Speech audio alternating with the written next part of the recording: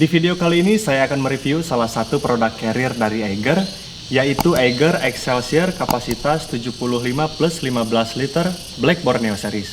Nah, kira-kira di antara kalian ada yang udah pernah nyobain carrier ini belum? Jadi carrier Eiger Excelsior yang akan saya review ini adalah Eiger Excelsior generasi kedua, di mana sebelumnya Eiger pernah memproduksi seri pertamanya pada tahun 2007 dengan kapasitas 55 liter. Lalu pada tahun 2015, Eiger memproduksi lagi Eiger Excelsior ini dengan model dan beberapa fitur terbaru.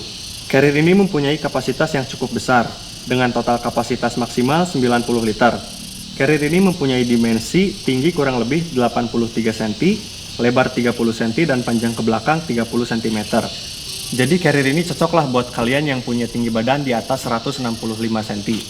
Jadi kalau tinggi badan kalian di bawah 160 cm, kayaknya carrier ini bakal kegedean buat kalian pakai. Carrier ini juga merupakan salah satu produk unggulan dari Eiger, karena pada saat perilisannya tahun 2017, carrier ini dibawa oleh tim Eiger untuk menelusuri hutan di Kalimantan, yaitu pada saat ekspedisi Black Borneo. Dan carrier ini juga pernah mendapatkan beberapa penghargaan, salah satunya yaitu Good Design Indonesia pada tahun 2017. Nah, sekarang kita langsung aja review carriernya. Ada kompartemen dan fitur apa aja sih di carrier Eiger Excelsior ini? Carrier ini terbuat dari bahan material Cordura dan nilon yang dikenal mempunyai kualitas yang bagus dan lebih awet. Juga tahan abrasi atau gesekan jika tergores benda-benda di hutan seperti ranting di pohon ataupun sejenisnya. Selanjutnya kita masuk ke bagian kompartemen. Yang pertama, di bagian depan ada front pocket menggunakan resleting. Ukurannya cukup besar, bahkan saya bisa menyimpan sebuah jaket yang cukup tebal di sini. Lalu di bagian depannya juga masih ada front pocket, tapi tidak menggunakan sleting, jadi hanya menggunakan bakal saja. Lalu ada tracking pole holder, 2 buah di sebelah kanan dan di sebelah kiri. Lalu kompartemen utama di bagian atas yang mempunyai sistem bukaan menggunakan roll top, jadi digulung bukan pakai tali pengerut. Lalu ada kompartemen di bagian top lid, di bagian kepala carrier ini ada 2 buah kompartemen yang ukurannya cukup besar, 1 buah di atas dan 1 lagi di sebelah bawahnya. Lalu di bagian samping ada side mesh pocket menggunakan bahan jaring yang lentur. Di sini kita bisa menyimpan sebuah botol air mineral ukuran 1,5 liter. Lalu di sebelahnya ini ada kompartemen untuk menyimpan golok. Dan di bagian bawahnya carrier ini mempunyai kompartemen utama di bagian depan di paling bawah. Jadi kompartemen yang ini itu tembus ke bagian kompartemen utama. Namun di dalamnya ada seperti sekat gitu, jadi kita bisa nutup sekat atau kita bisa buka sekat itu. Biasanya di bagian bawah ini kita bisa nyimpan sleeping bag, tenda, ataupun sendal. Lalu uniknya carrier ini di bagian kompartemen rain covernya ada di bagian bawah paling depan. Tempatnya seperti ini di bagian bawah, dan ini rain covernya. Rain covernya pun bentuknya cukup unik, tidak seperti rain cover pada umumnya. Jadi rain cover ini menggunakan sleting. Jadi pada saat carrier tidak digunakan, carrier ini bisa benar-benar dibungkus sepenuhnya oleh rain cover ini. Seperti ini bentuknya.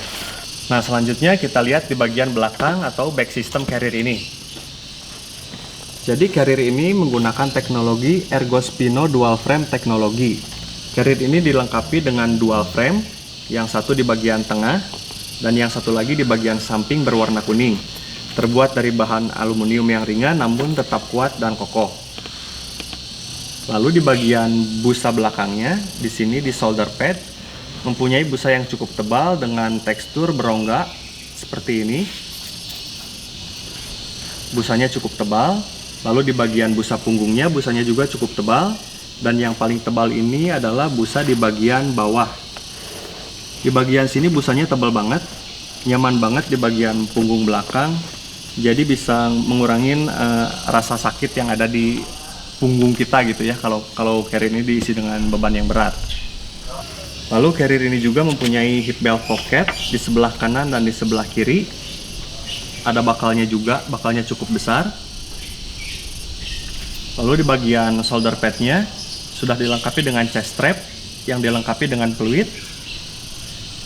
Dan yang terakhir, enaknya carrier ini itu bagian torsonya bisa diatur sesuai keinginan kita, sesuai postur tinggi tubuh kita.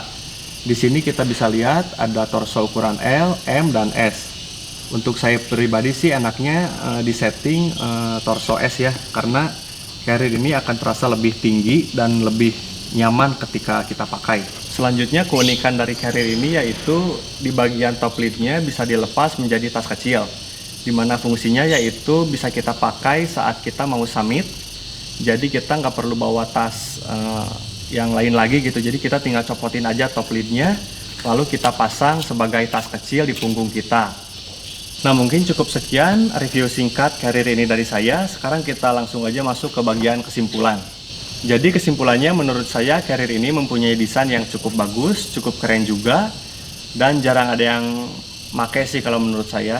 Lalu carrier ini juga mempunyai kapasitas yang cukup besar, cukup untuk perjalanan hiking kisaran 3-7 hari.